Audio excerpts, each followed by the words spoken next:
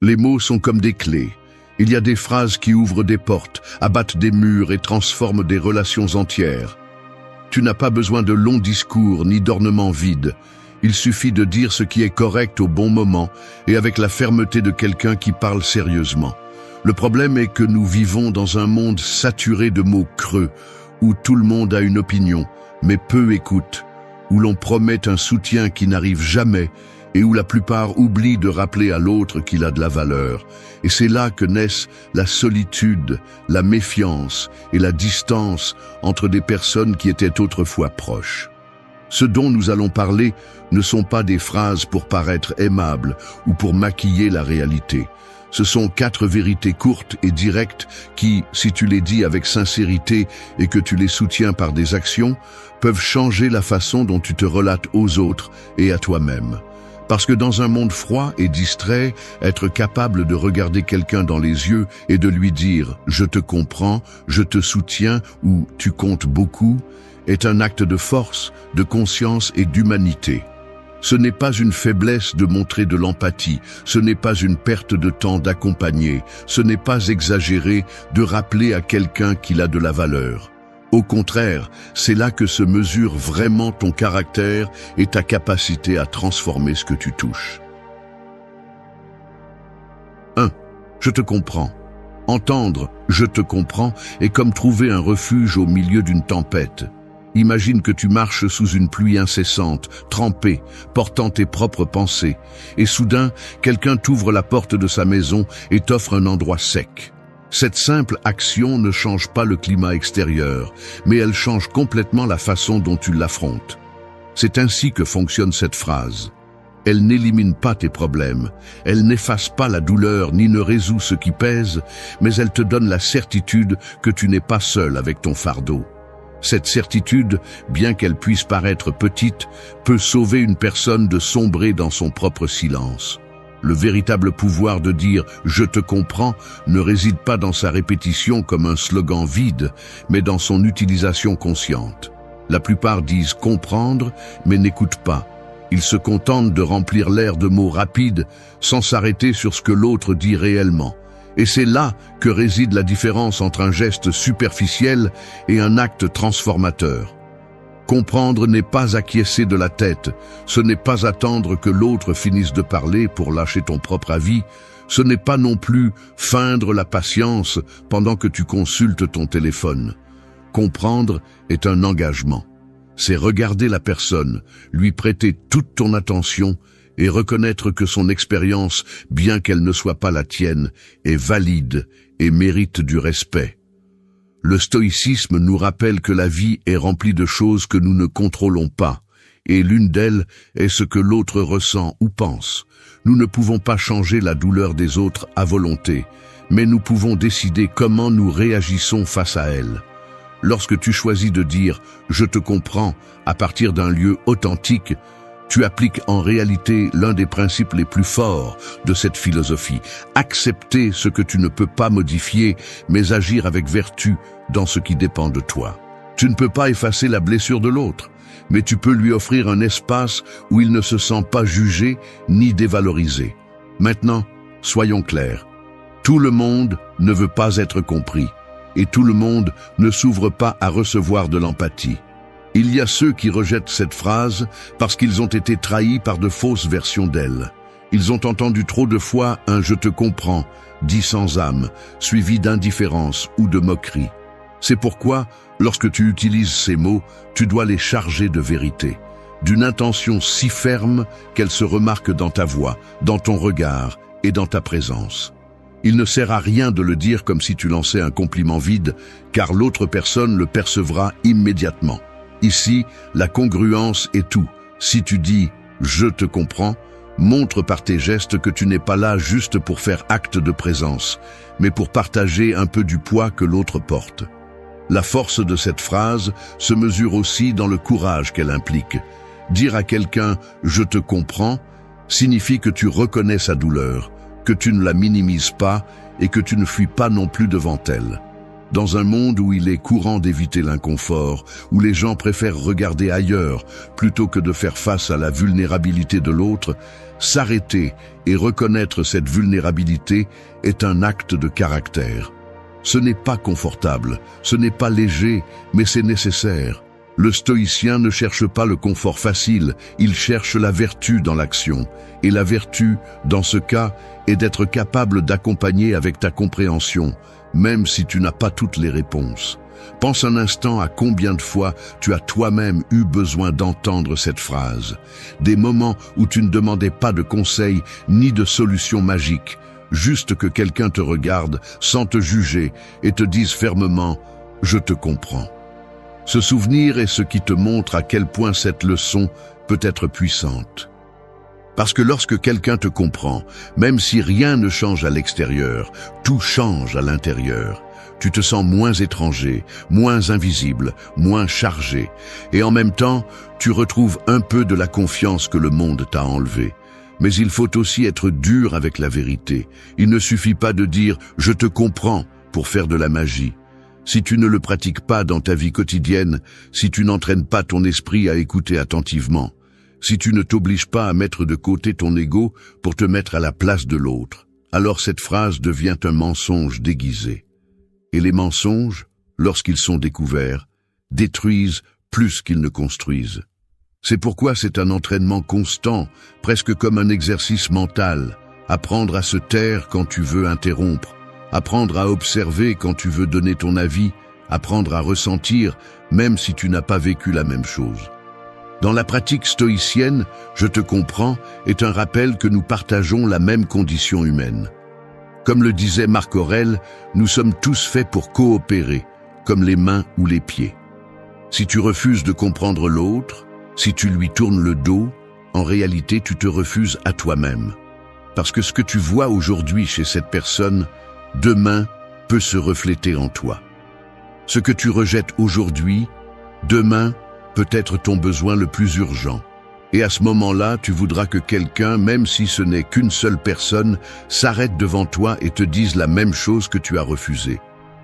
Ce type de compréhension ne se limite pas aux amis proches ou à la famille. Il s'applique aussi dans la vie professionnelle, dans les rues, avec des inconnus. Combien de conflits pourraient être évités si, avant de réagir avec agressivité, quelqu'un s'arrêtait pour dire « je te comprends ». Ce n'est pas un signe de faiblesse, c'est un geste d'intelligence. Celui qui comprend ne perd pas. Il gagne en clarté, en paix et en possibilité de résoudre avec plus de fermeté. Celui qui comprend ne se laisse pas emporter par le bruit, il garde le contrôle de lui-même. C'est l'essence de l'autocontrôle stoïcien. La prochaine fois que tu auras l'occasion de le dire, ne le fais pas à moitié. Fais-le avec toute la force que tu as, parce que tu ne sais jamais à quel point cette personne est proche de se rendre à elle-même. Une phrase courte peut être le point de rupture entre quelqu'un qui sombre dans le silence ou quelqu'un qui recommence à croire qu'il y a encore de l'humanité dans ce monde. Et c'est là que réside ta responsabilité. Parce que la compréhension n'est pas un luxe, c'est une nécessité que nous partageons tous. Je te comprends n'est pas un ornement pour sonner bien. C'est une affirmation qui, lorsqu'elle naît de la sincérité, démontre la maturité, le caractère et la force intérieure. Et le plus important, elle te rappelle que tu n'es pas seul sur ce chemin, ni toi ni les autres. Comprendre ne signifie pas porter la douleur de tous, mais accompagner sans peur, sans jugement et avec un engagement réel. Ainsi, chaque fois que tu prononces ces mots, tu ne transformes pas seulement l'autre, tu te transformes aussi. 2. Je te soutiens. Soutenir quelqu'un, c'est comme devenir ce mur qui résiste au vent lorsque la tempête menace de tout détruire. Tu n'élimines pas la tempête, tu n'élimines pas le vent, mais tu deviens la barrière qui empêche la personne de s'effondrer. Dire « je te soutiens », c'est montrer fermement que ta présence n'est pas fortuite ni légère, que tu es là comme une ancre au milieu de la mer agitée. Dans un monde où la majorité disparaît lorsque les choses deviennent difficiles, offrir du soutien est un acte de rébellion contre l'indifférence et d'engagement contre la fragilité des liens. Le pouvoir de cette phrase réside dans quelque chose de simple mais de percutant. être là. La plupart parlent beaucoup d'amitié, de loyauté ou d'amour, mais lorsque l'heure de vérité arrive, ils disparaissent. Le véritable soutien ne se mesure pas en longs discours, mais en la constance de la présence. Lorsque tu dis « je te soutiens », tu ne parles pas seulement, tu engages ton énergie, ton temps et même ta patience. Et c'est cela qui lui donne de la force. Il est facile d'être là lorsque tout va bien. Ce qui est difficile, c'est de rester lorsque l'autre personne n'a rien à offrir, lorsqu'elle est brisée, lorsqu'elle est en train de perdre. C'est là que l'on voit qui comprend vraiment la valeur du soutien. Du point de vue stoïcien, soutenir ne signifie pas tomber dans la dépendance ni porter un poids qui ne te revient pas, mais accompagner sans perdre ton propre centre. Épictète l'expliquait clairement, il y a des choses qui dépendent de nous et des choses qui ne dépendent pas de nous. La douleur, les erreurs ou la chute d'une autre personne ne dépendent pas de toi, mais c'est à toi de choisir comment te comporter face à cette situation. Si tu décides de soutenir, ta présence devient un rappel que tout n'est pas perdu, qu'il y a encore quelqu'un prêt à résister à ses côtés. Cette décision, bien qu'elle puisse sembler petite, peut changer complètement la perspective de celui qui se sent seul dans la bataille. La vérité agressive est que peu de gens osent dire « je te soutiens » et le faire vraiment. Nous sommes entourés de gens qui promettent, mais qui se cachent au premier obstacle. Nous le voyons dans les amitiés qui se dissolvent au premier conflit, dans les relations qui ne fonctionnent que dans les bons moments, dans les collègues de travail qui disparaissent lorsque les responsabilités pèsent. Dire « je te soutiens » et le maintenir nécessite du caractère, car cela signifie que tu n'es pas là par convenance, mais par conviction. Cette différence est ce qui donne à ces mots un pouvoir transformateur. Pense à ta propre expérience. Combien de fois as-tu été au bord de l'abandon et quelqu'un, avec une simple phrase, t'a rappelé que tu n'étais pas seul? Il n'a pas changé ta situation immédiatement, mais il a changé ta résistance. Le simple fait de savoir qu'il y avait un témoin prêt à marcher à tes côtés t'a donné la force de faire un pas de plus. C'est là la véritable valeur du soutien. Il n'enlève pas le poids, mais il fait en sorte que le chemin ne détruise pas tout. Le soutien stoïcien n'est pas indulgent. Il ne s'agit pas de dire « je te soutiens » et de nourrir les excuses ou les erreurs de l'autre. Soutenir n'est pas être complice de l'autodestruction, c'est être présent pour soutenir, mais aussi pour confronter lorsque c'est nécessaire. Parfois, soutenir signifie dire la vérité inconfortable, celle que personne ne veut dire, mais le faire sans abandonner la personne. Parce que le soutien n'est pas une faiblesse, c'est une force. Et la force se démontre lorsque tu ne fuis pas la douleur de l'autre, lorsque tu choisis de rester même en sachant que ce ne sera pas facile. Il faut le dire crûment, beaucoup de gens confondent soutien et fardeau. Ils se laissent écraser par les problèmes des autres et finissent par se perdre eux-mêmes en essayant de sauver tout le monde. Ce n'est pas du soutien, c'est de la dépendance déguisée en bonté. Le véritable soutien vient de quelqu'un qui est solide en lui-même, qui a la capacité de soutenir parce qu'il ne vacille pas. Et c'est là que la leçon stoïcienne entre en jeu. Tu ne peux donner un véritable soutien que lorsque tu as travaillé sur ta propre force intérieure. Si tu n'as pas le contrôle de toi-même, si tu ne sais pas résister à ton propre poids, tu ne pourras soutenir personne d'autre. C'est pourquoi dire « je te soutiens » est aussi une déclaration sur qui tu es. Cela signifie que tu es prêt à utiliser ta force pour accompagner, non pour dominer ou manipuler. Le véritable soutien ne cherche pas les applaudissements, il ne se mesure pas en remerciements. Il se mesure dans le calme de celui qui sait qu'il n'a pas été abandonné. Et cela, bien qu'il ne soit pas reconnu immédiatement, laisse une trace impossible à effacer. Dans la vie réelle, le « je te soutiens » devient une arme puissante contre l'isolement. Nous vivons dans une société où les gens sont plus connectés que jamais, mais en même temps plus seuls que jamais. Tout le monde a des centaines de contacts, mais peu de gens ont quelqu'un qui dit « je te soutiens » et qui le fait vraiment. Cette solitude ne se combat pas avec les réseaux sociaux, elle se combat avec une présence réelle, avec de petits gestes, avec cette phrase soutenue par des actes concrets. Lorsque tu la prononces sincèrement, Tu dis à l'autre que sa lutte fait aussi partie de ta lutte. Et même si tu ne peux pas la résoudre, tu lui fais savoir qu'il n'a pas à l'affronter à l'aveuglette. C'est l'essence de la vertu, de la justice dans le stoïcisme. Donner à l'autre ce qu'il mérite en tant qu'être humain. Et tout le monde, absolument tout le monde, mérite de ne pas se sentir abandonné dans les moments de plus grande vulnérabilité. Pense à la différence brutale entre affronter une chute seule et l'affronter accompagné. Dans la solitude, l'esprit se remplit de doutes, la force se dilue, les décisions se brouillent. Avec le soutien, même la chute devient plus supportable parce qu'il y a quelqu'un qui tend la main. Cette image résume ce que signifie vraiment cette phrase. C'est dire à l'autre, tu n'as pas à te traîner seul, pas tant que je suis là. Le soutien, lorsqu'il est authentique, n'a pas besoin de démonstration théâtrale. Il n'est pas nécessaire de le crier, de le publier, de le transformer en spectacle. On le remarque dans les détails, rester en silence lorsque l'autre a seulement besoin de compagnie, répondre à un message lorsque le vide pèse le plus, apparaître au moment où personne d'autre n'apparaît. C'est là que la phrase « je te soutiens » cesse d'être un son et devient une vérité. Alors la prochaine fois que tu l'as dit, fais-le avec tout le poids de ton caractère. Ne promets pas si tu ne vas pas tenir ta promesse, car ce mensonge peut faire plus de mal que l'absence. Mais si tu le dis avec l'engagement de le soutenir, prépare-toi, car cela changera la façon dont cette personne parcourt son chemin, et aussi la façon dont tu comprends la valeur de tes liens. Le véritable soutien n'est pas oublié. Il est gravé dans la mémoire et devient une force silencieuse qui accompagne pour toujours. Dire « je te soutiens », c'est engager ta force, ton temps et ta volonté.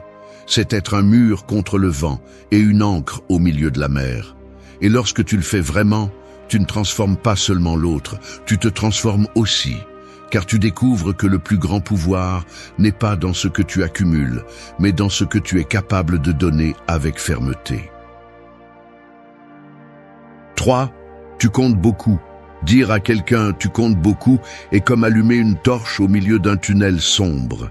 L'obscurité est toujours là, les obstacles ne disparaissent pas, mais soudain, il y a une lumière qui change la façon dont tu avances. Cette lumière n'est pas seulement de la clarté, c'est aussi de l'espoir, car elle rappelle à la personne que sa présence a un poids réel dans ce monde. Et c'est une vérité que beaucoup oublient, entourée de critiques, d'indifférence, et d'un système qui mesure la valeur humaine uniquement par ce que tu produis ou parais. Cette phrase courte devient un coup direct contre la déshumanisation, car elle redonne à la personne la conscience de sa dignité et de sa place dans la vie des autres. La brutalité de la réalité est que beaucoup marchent en portant silencieusement l'idée qu'ils ne comptent pas. Ils le cachent derrière de faux sourires, des routines mécaniques, des conversations superficielles. Et c'est là le danger. L'esprit commence à se convaincre que son existence est sans importance. Cette idée détruit plus que n'importe quel coup extérieur, car elle mine de l'intérieur la volonté de vivre et de lutter. Dire « tu comptes beaucoup » dans ce contexte n'est pas une courtoisie, c'est un sauvetage. C'est dire à l'autre « même si tu ne le vois pas, même si tu ne le crois pas, ta vie a une valeur qui ne se mesure pas en réalisation ou en applaudissement. » Dans la philosophie stoïcienne, chaque personne fait partie du tout. Et dans ce tout, chaque vie est nécessaire pour l'équilibre. Marc Aurèle rappelait que l'homme est fait pour collaborer avec les autres, comme les pieds ou les mains. Qu'est-ce que cela signifie?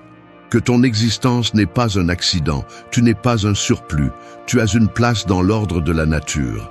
Dire « tu comptes beaucoup » se connecte directement à cette vérité. Ta valeur ne se base pas sur combien tu produis, mais sur le simple fait d'exister comme une partie essentielle d'un monde qui a besoin de ta présence, même si parfois le bruit te fait croire le contraire.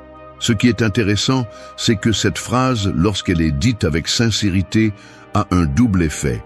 Elle guérit celui qui la reçoit et renforce celui qui la prononce. Car pour pouvoir la dire vraiment, tu dois reconnaître la valeur de l'autre sans condition. Cela t'oblige à sortir de la vision égoïste et à regarder au-delà de l'immédiat. cela te forme à la vertu de la justice, qui n'est rien d'autre que de donner à l'autre ce qui lui revient. Et tous, sans exception, méritent d'être rappelés de leur valeur. Mais il faut être dur. Tu comptes beaucoup ne peut pas être utilisé comme une formule vide. Il ne peut pas être un remplissage de conversation, ni un moyen de manipuler les émotions. Si tu le dis sans vérité, tôt ou tard, cela se voit, et cette tromperie peut laisser des blessures plus profondes que le silence. Cette phrase n'a de pouvoir que lorsqu'elle est soutenue par des actes qui confirment ce que tu dis. Si tu dis à quelqu'un qu'il compte, mais que tu l'ignores quand il a vraiment besoin de toi, tu détruis le sens de tes mots. C'est pourquoi celui qui ose la dire doit être prêt à le prouver par sa présence, son temps, ses actions. La puissance de cette leçon est qu'elle ne se limite pas aux relations proches. Tu peux transformer la vie d'un inconnu en lui rappelant qu'il compte. Un mot au bon moment, un geste sincère peut faire la différence entre quelqu'un qui sombre dans ses pensées et quelqu'un qui se relève. Il ne s'agit pas d'exagérer. Il s'agit de reconnaître que nous portons tous des charges invisibles. Et parfois, une seule phrase peut soulager ces charges plus que n'importe quel long conseil. L'agressivité de cette vérité est que la société dans laquelle nous vivons s'emploie à nous rappeler tout le contraire.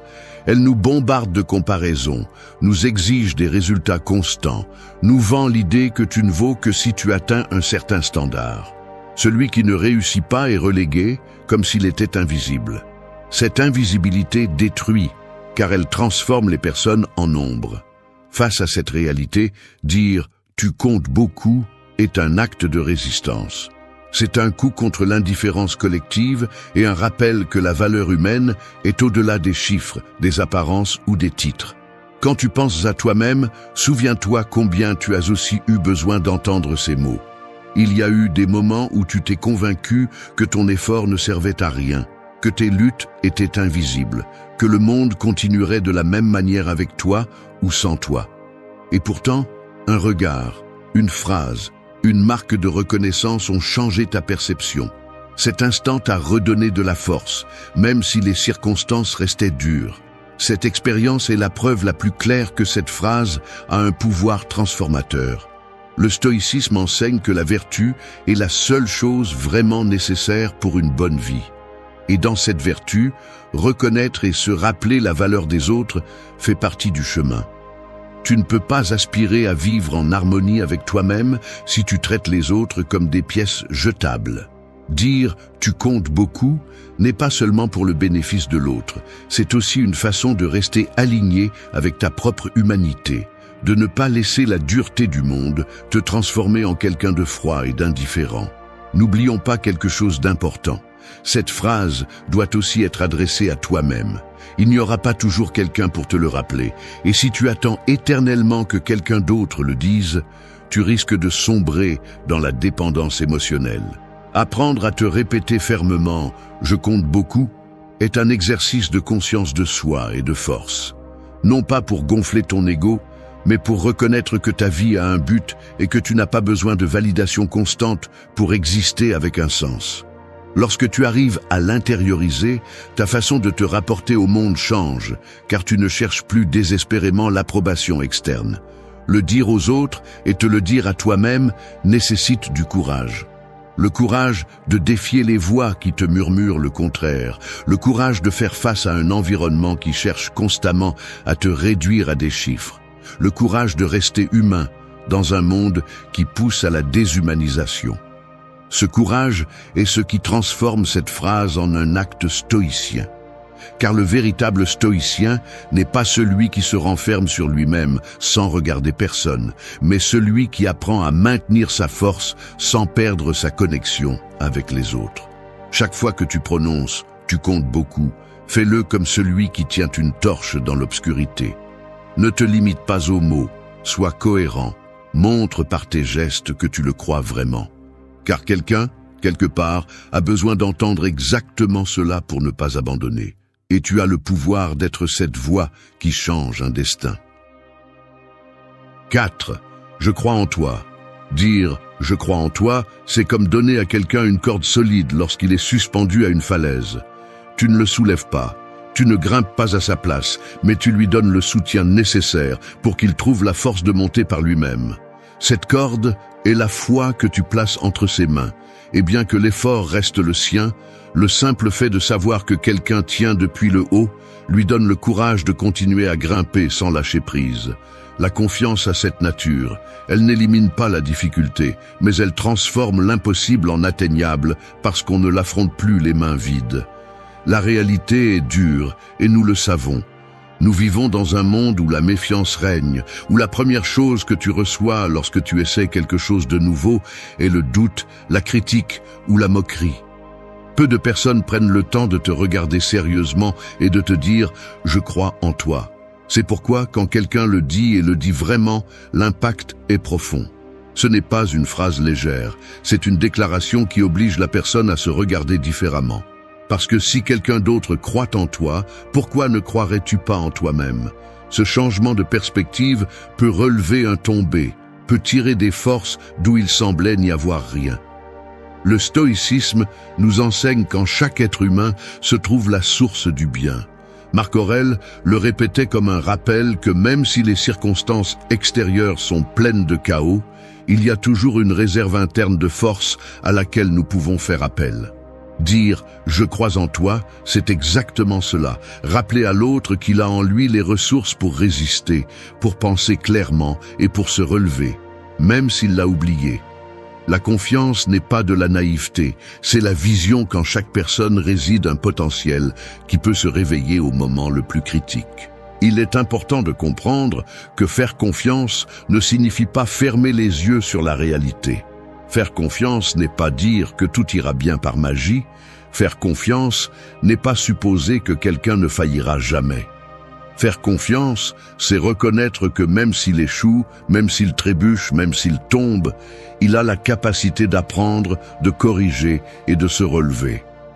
C'est la différence entre la confiance aveugle qui détruit et la confiance consciente qui transforme. Dire « je crois en toi », c'est parier sur la résilience de l'autre, sur sa capacité à se reconstruire au milieu de l'adversité. L'aspect agressif de cette vérité est que faire confiance implique un risque.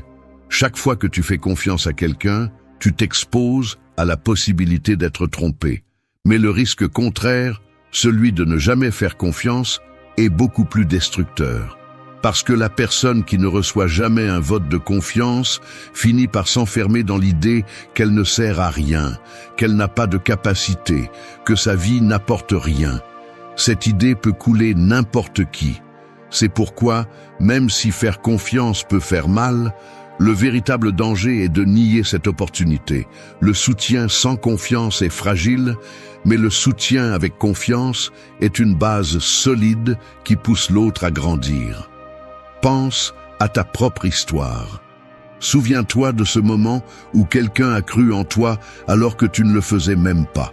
Cela peut avoir été un enseignant qui a vu en toi un talent que tu n'avais pas remarqué, un ami qui ne t'a pas laissé abandonner, un membre de ta famille qui t'a dit avec conviction que tu pouvais le faire. Cette confiance a été le carburant dont tu avais besoin pour avancer. Ce souvenir prouve ce que nous disons. Il suffit d'une voix qui croit en toi pour réveiller en toi la force endormie.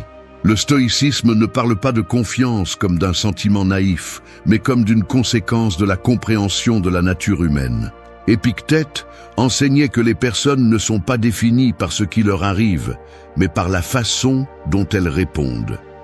En disant « je crois en toi », tu affirmes en réalité que cette personne est capable de répondre avec vertu à ce qu'elle affronte, même si elle ne le fait pas actuellement. Cette déclaration est puissante parce qu'elle ouvre un espace pour l'action, pas pour la résignation. Ce qui est intéressant, c'est que cette phrase a un double effet. Elle soutient celui qui la reçoit, mais elle renforce aussi celui qui la donne, parce que pour la prononcer avec sincérité, tu dois surmonter ta propre tendance au scepticisme, au jugement rapide, à la méfiance. Dire à quelqu'un « je crois en toi », c'est t'engager dans sa croissance, c'est décider que tu ne vas pas seulement regarder ses échecs, mais aussi ses possibilités. Cela fait de toi quelqu'un de plus juste, de plus conscient, de plus humain. Et dans cet acte, tu grandis aussi. L'aspect brutal de notre société est qu'elle a créé un environnement où l'on nous rappelle constamment ce que nous ne sommes pas, ce qui nous manque, ce que nous faisons mal. La comparaison est constante. Et au milieu de ce bombardement, la confiance en soi s'érode. C'est pourquoi, quand quelqu'un ose regarder et dire fermement « je crois en toi », cela rompt avec cette dynamique. C'est comme une fissure dans un mur de doute. Soudain, il y a une entrée de lumière. Et cette lumière, bien que petite, change tout. N'oublions pas que la confiance génère la responsabilité.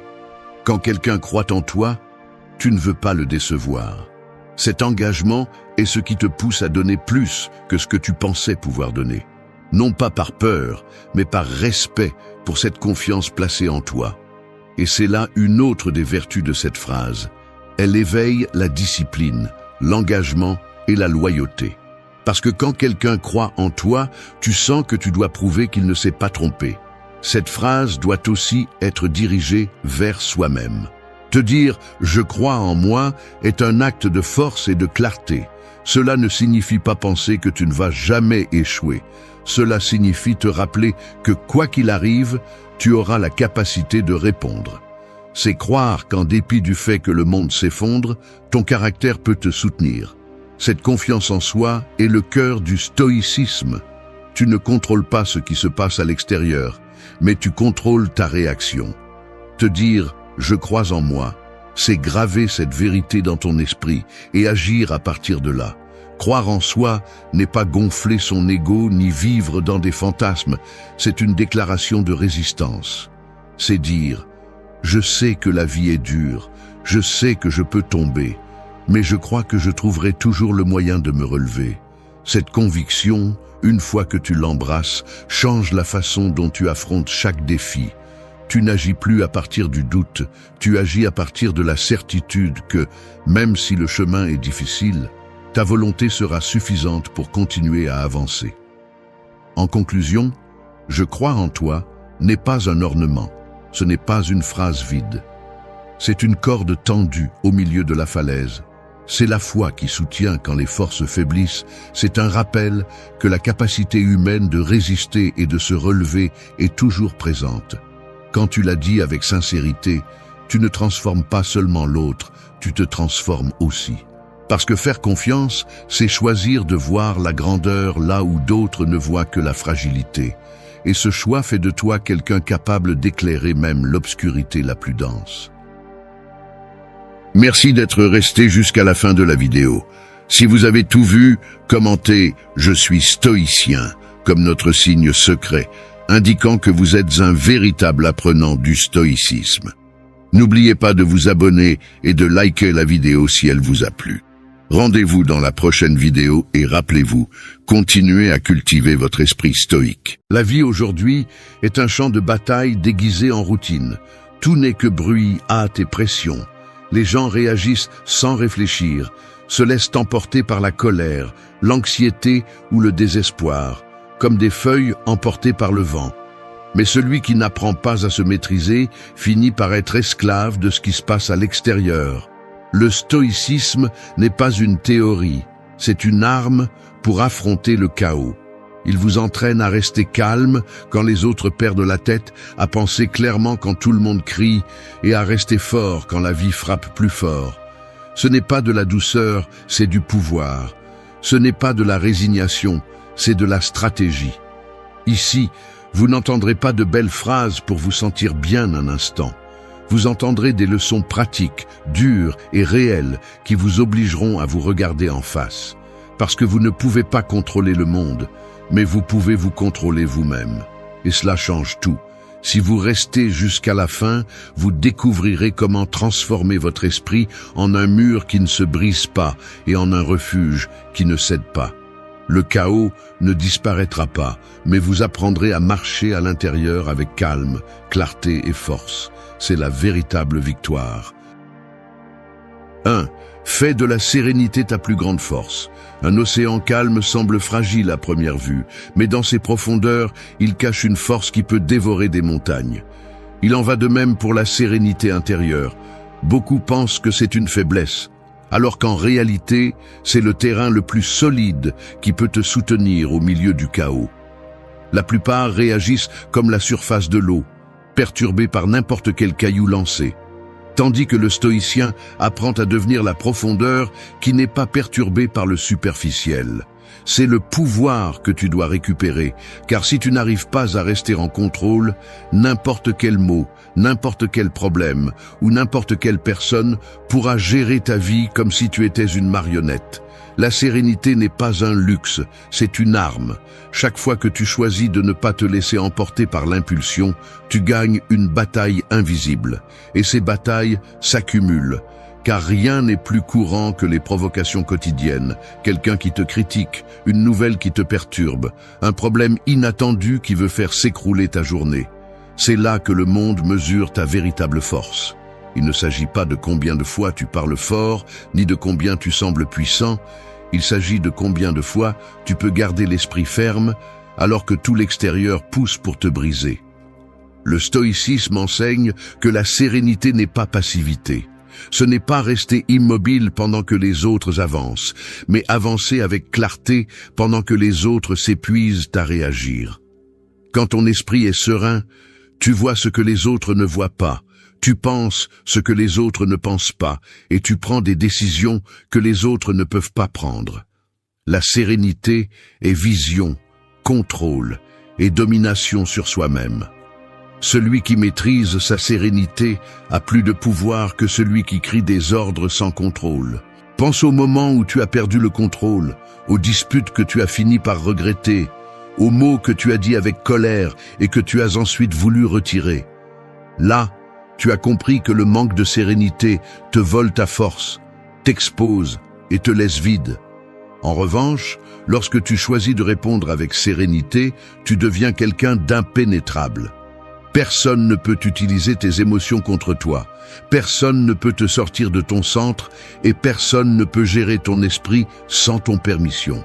Fais de la sérénité ta plus grande force, car c'est la seule chose qui te protège de la manipulation du bruit. Le monde moderne vit en nous volant l'attention et en déclenchant nos émotions. Ils veulent que tu achètes par peur, que tu parles par impulsion, que tu attaques sans réfléchir. Tu décides si tu fais partie de cette masse qui réagit ou de la minorité qui reste en contrôle. Et cette décision commence à l'instant où tu choisis de respirer, d'observer et de répondre fermement au lieu de céder à la tempête. Le véritable pouvoir n'est pas d'élever la voix, c'est de ne pas avoir besoin de le faire. Ce n'est pas d'imposer par la force, c'est d'imposer par la présence. Et cette présence ne naît que de la sérénité. Fais-en ton bouclier, fais-en ton épée, et souviens-toi que celui qui maîtrise la sérénité maîtrise sa vie. 2. Entraîne la pause consciente. L'archer ne tire pas la flèche à l'instant où il tend l'arc. Il retient son souffle, s'arrête une seconde et attend le moment juste. Cette pause transforme le tir en précision. La vie fonctionne de la même manière. Si tu n'entraînes pas la pause, tu réagis sans direction et tu laisses l'impulsion décider pour toi. Le monde actuel pousse à vivre en automatique. Ils prétendent que tu dois répondre immédiatement, que tu dois acheter rapidement, que tu dois répondre sans réfléchir, que tu dois agir avant de réfléchir. Cette vitesse n'est pas du pouvoir, c'est de l'esclavage déguisé en action. La pause consciente sépare un esprit dominé d'un esprit libre. Cela ne signifie pas rester immobile ou se bloquer, cela signifie se donner le droit de respirer avant de répondre. Une insulte arrive, tu respires. Une nouvelle perturbe, tu respires. Une décision importante se présente, tu respires. Cet espace entre ce qui se passe et ce que tu choisis de faire est où ta vie se définit. Le stoïcisme l'a bien compris. Tu ne contrôles pas ce qui se passe, mais tu as toujours du pouvoir sur ta réaction. Ce pouvoir s'active dans la pause. Regarde autour de toi, les gens explosent pour n'importe quoi. Une discussion futile se transforme en guerre. Un message mal interprété rompt des relations. Une petite erreur au travail crée un chaos inutile. Tout cela à cause d'un manque de secondes de pause. L'impulsion coûte cher, elle vole des liens, des opportunités et de la tranquillité. Celui qui n'entraîne pas la pause finit par être l'esclave de son esprit réactif. Entraîner la pause consciente exige de la discipline. On n'y arrive pas du jour au lendemain. Cela se construit avec de la pratique. Tu peux commencer par le plus simple. Avant de répondre à un message chargé de colère, attends 1 minute. Avant de prendre une décision à la hâte, compte jusqu'à 10. Avant de hausser la voix, respire profondément. Cette habitude qui semble petite transforme quelqu'un de réactif en quelqu'un qui est maître de lui-même. La rapidité n'est pas la sagesse. Il y a ceux qui réagissent en quelques secondes et qui regrettent pendant des années. La pause ne te rend pas lent, elle te rend stratégique. Elle te donne le temps de voir clairement ce que les autres ne voient pas et de répondre depuis la force, pas depuis la faiblesse. Il vaut mieux s'arrêter un instant et décider fermement que de vivre en traînant le poids d'avoir agi sans réfléchir. Dans un monde qui exige de la vitesse, s'arrêter est une rébellion. La pause consciente est un espace de liberté au milieu du bruit. Fais-en ton entraînement quotidien et tu découvriras que les autres vivent prisonniers de leurs impulsions pendant que tu choisis avec calme, clarté et précision. Parce qu'à la fin, ce n'est pas celui qui répond le premier qui gagne, c'est celui qui répond le mieux. 3. Transforme l'adversité en ta forge. Le fer brut ne sert pas pour la bataille. Il n'acquiert sa forme et sa résistance que lorsqu'il traverse le feu de la forge. Là, la chaleur le brise, le plie et le frappe. Mais à la fin, elle le transforme en quelque chose d'indestructible. La vie fonctionne de la même manière. Chaque difficulté que tu rencontres est un feu qui te met à l'épreuve. La plupart maudissent la douleur, l'interprètent comme une punition, se demandent pourquoi ils doivent souffrir. Le stoïcien comprend autre chose. L'adversité est l'atelier où se forge le caractère. Ce n'est pas la fin de ta force, c'est le début de ta véritable grandeur. Quand tout se brise autour de toi, l'opportunité de montrer qui tu es vraiment émerge. N'importe qui peut sourire dans les moments faciles, n'importe qui peut parler de force quand il n'y a pas d'épreuve. Mais quand arrive la perte, l'échec ou la trahison, c'est alors seulement que la qualité de ton tempérament est mesurée. Là, il ne sert à rien de crier, de blâmer, de chercher des coupables. La seule chose qui tient est la décision de transformer cette douleur en feu qui te renforce. La forge ne détruit pas le fer, elle le purifie. De la même manière, la difficulté ne détruit pas l'homme qui sait y faire face. Elle le transforme en quelqu'un de plus solide. Beaucoup pensent que la vie injuste les condamne. Ils ne voient pas que cette même douleur qui semble insupportable aujourd'hui est l'outil qui les façonne. L'adversité révèle ce que tu cachais, met en lumière les faiblesses que tu ne voulais pas regarder et te force à grandir dans les domaines où tu vivais confortablement. Ce malaise est le professeur le plus dur, mais aussi le plus efficace. Il ne s'agit pas de désirer la souffrance, mais de comprendre que puisque la vie ne peut pas être contrôlée, il vaut mieux utiliser chaque coup comme énergie pour s'élever. Demande-toi, combien de tes leçons les plus précieuses sont nées en temps de calme? Peu. La plupart sont nées de la douleur. C'est quand tu as échoué que tu as appris ce que tu ne répéterais plus. C'est quand quelqu'un t'a trahi que tu as découvert à qui faire vraiment confiance.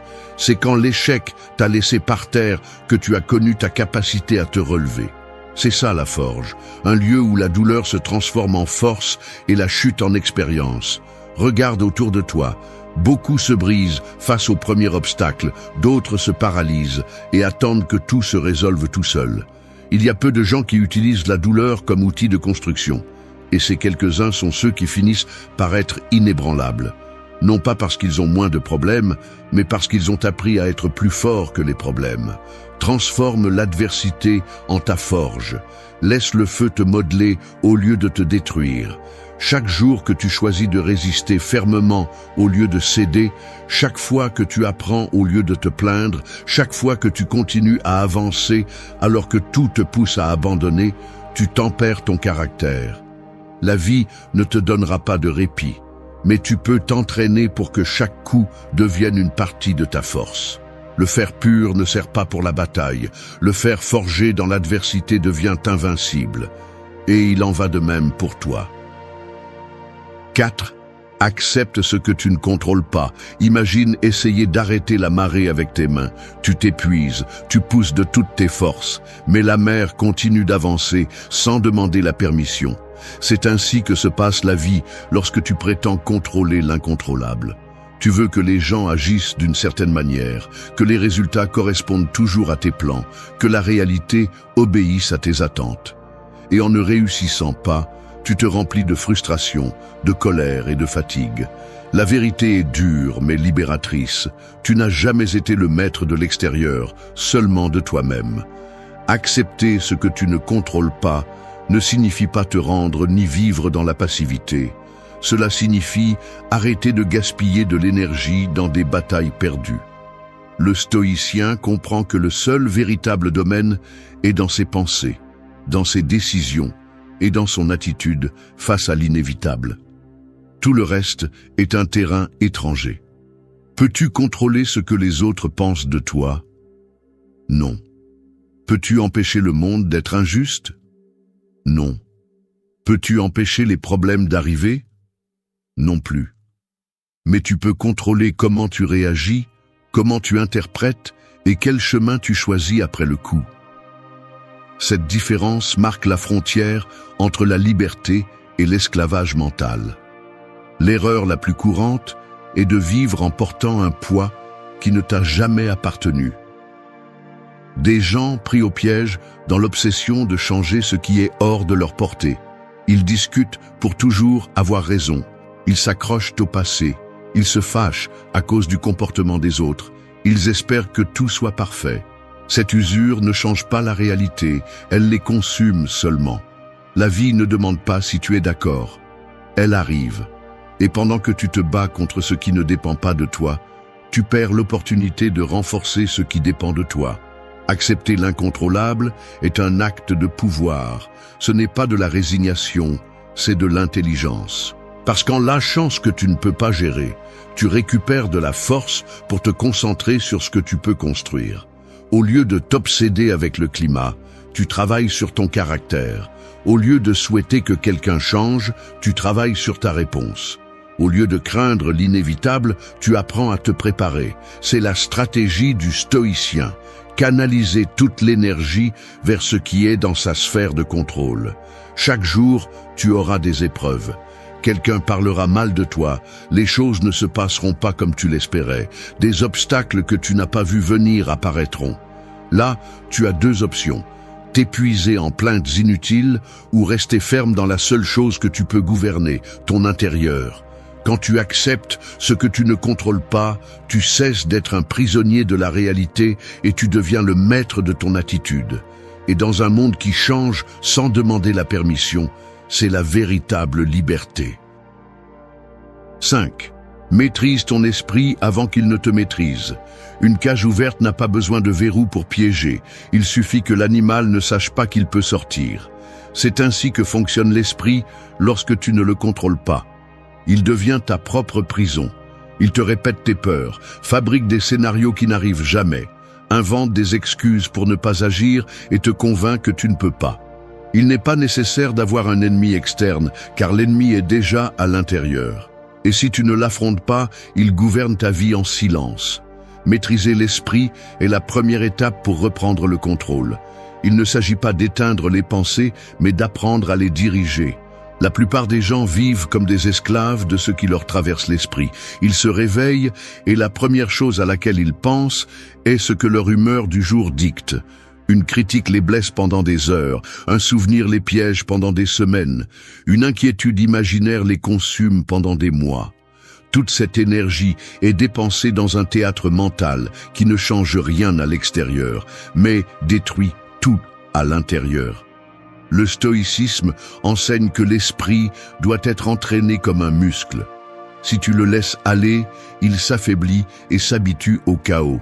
Si tu l'exerces avec discipline, il devient ton allié le plus puissant. Comment s'entraîne-t-on? En observant les pensées sans les laisser diriger tes actions, en remettant en question chaque idée qui apparaît au lieu de l'accepter comme vérité, et en choisissant clairement sur quoi te concentrer. L'esprit est comme un cheval sauvage. Si tu le montes fermement, il t'emmène loin. Si tu le lâches, il te traîne dans l'abîme. Pense à combien de mauvaises décisions tu as prises parce que ton esprit te dominait. Des mots que tu as dits par colère, des risques que tu n'as pas pris par peur, des opportunités que tu as laissées passer par insécurité.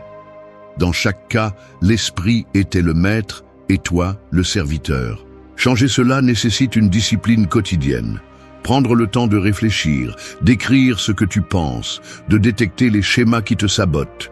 Cette pratique est ce qui sépare celui qui vit en réaction constante de celui qui agit avec clarté et fermeté. Maîtriser ton esprit ne signifie pas éliminer les émotions ou les pensées négatives. Cela signifie empêcher qu'elles dictent ta vie. L'anxiété peut apparaître, mais tu choisis de ne pas la nourrir. La peur peut arriver, mais tu décides de ne pas lui obéir.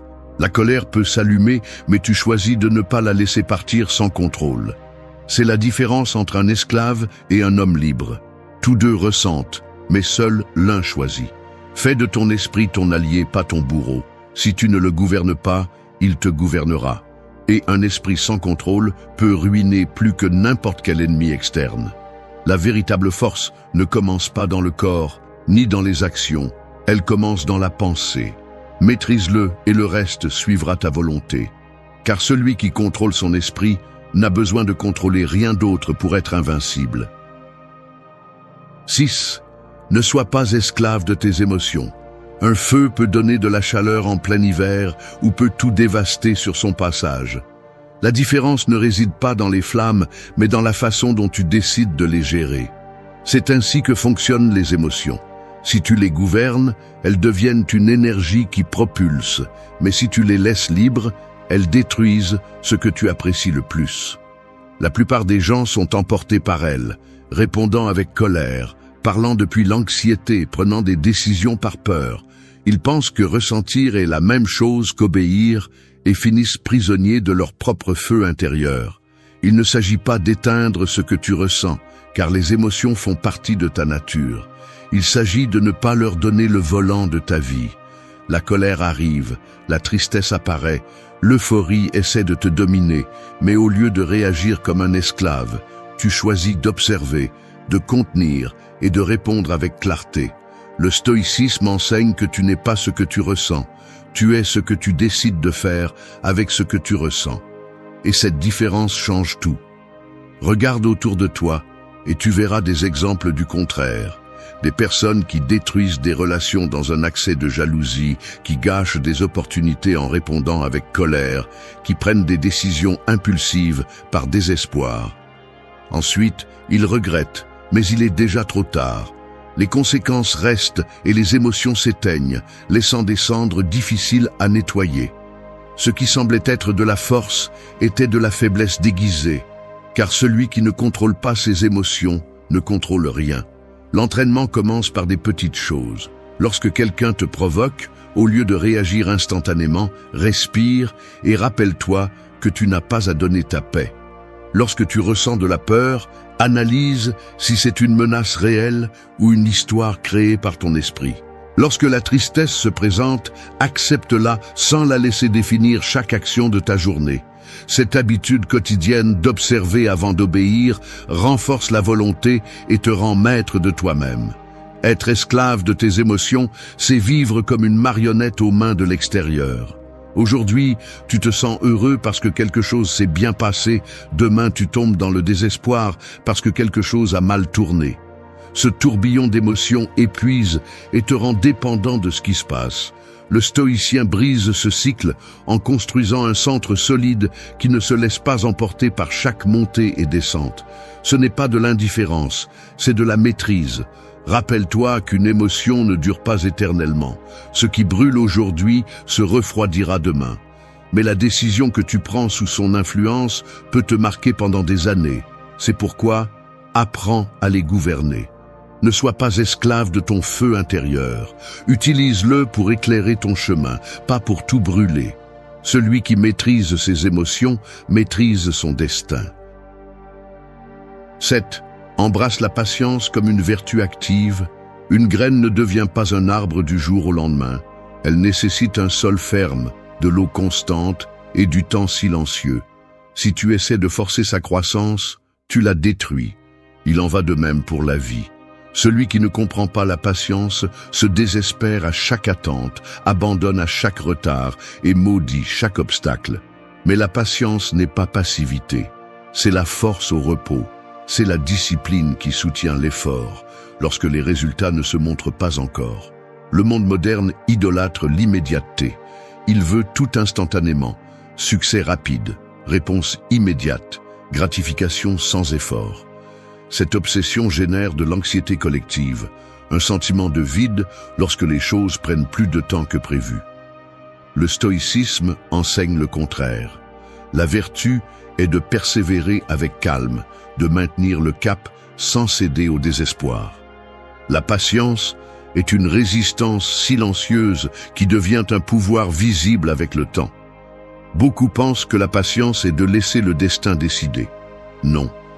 La patience active est de travailler tous les jours, même si tu ne vois pas de résultats immédiats, c'est de continuer avec discipline quand personne n'applaudit, c'est de croire que chaque action, aussi minime soit-elle, contribue à ta transformation.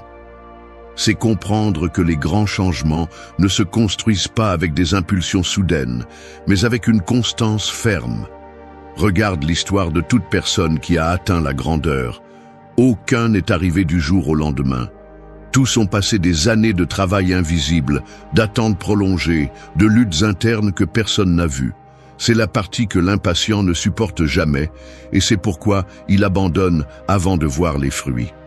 La patience est la frontière qui sépare celui qui veut des résultats faciles de celui qui est prêt à résister pour atteindre quelque chose de vrai. Dans la vie quotidienne, pratiquer la patience signifie accepter que tout ne se résout pas instantanément. Un débat ne se gagne pas en élevant la voix. Il se gagne en attendant le moment approprié pour répondre. Un objectif n'est pas atteint en un saut. Il est atteint pas à pas avec constance.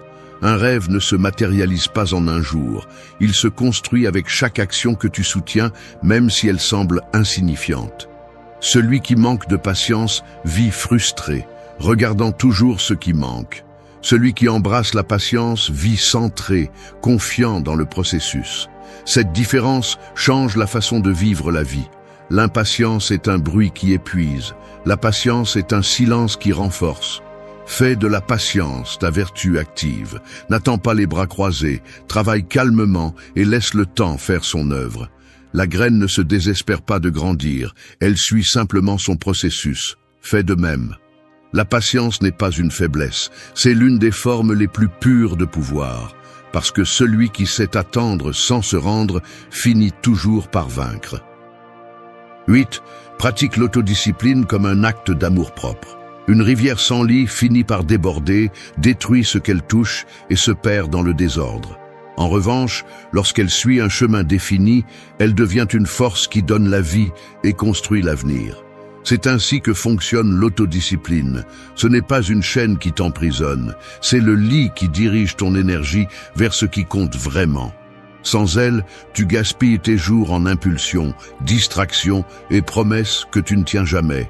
Avec elle, chaque action devient une brique solide pour la vie que tu veux construire. L'erreur courante est de voir la discipline comme une punition. Ils pensent que se lever tôt, maintenir des habitudes fermes ou contrôler les désirs est un sacrifice inutile. En réalité, la discipline est un respect pour toi-même. C'est montrer que tu te valorises assez pour ne pas laisser ta vie entre les mains de la paresse ou du confort.